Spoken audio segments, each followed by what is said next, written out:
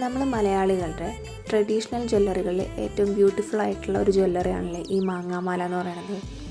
ഇന്ന് നമുക്ക് അങ്ങനെ ഒരു മാങ്ങാമാല ഉണ്ടാക്കി നോക്കിയാലോ, അതും കുറച്ച് ഡിഫറെൻ്റ് ആയിട്ടുള്ള ഒരു സ്റ്റൈലിൽ. നമ്മളിപ്പോൾ ഉണ്ടാക്കാൻ പോകുന്ന മാങ്ങാമാല നേരിട്ട് കാണാൻ വീഡിയോയിലുള്ളതിനേക്കാളും ഭയങ്കര ബ്യൂട്ടിഫുള്ളാണ്. നമ്മുടെ ട്രഡീഷണൽ വെയേഴ്സ് ആയിട്ടുള്ള സാരിയുടെ കൂടെയും പട്ടുപാവാടയുടെ കൂടെയൊക്കെ സ്റ്റൈൽ ചെയ്ത് കഴിഞ്ഞാൽ ഭയങ്കര അടിപൊളിയായിരിക്കും. ഒരു ട്രഡീഷണൽ അസ്തെറ്റിക് ഫീലായിരിക്കും.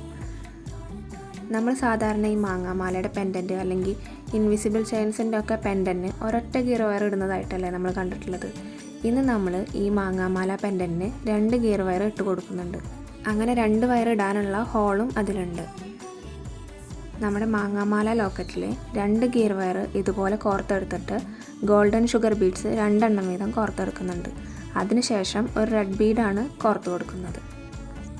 ഈ റെഡ് ഗ്രീനൊക്കെ നമ്മുടെ ട്രഡീഷണൽ ജ്വല്ലറി അല്ലെങ്കിൽ ഒരു ട്രഡീഷണൽ കളർ കോമ്പിനേഷൻസ് ആണല്ലോ.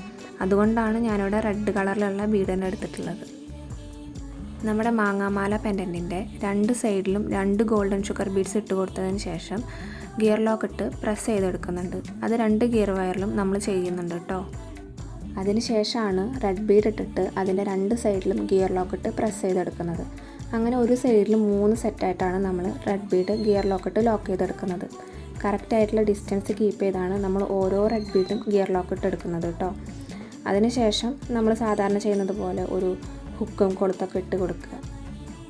ഇത്രയും ചെയ്ത് കഴിഞ്ഞാൽ നമ്മുടെ സിമ്പിൾ ആൻഡ് ബ്യൂട്ടിഫുൾ ആയിട്ടുള്ള മാങ്ങാമാല റെഡി ആയി കഴിഞ്ഞു.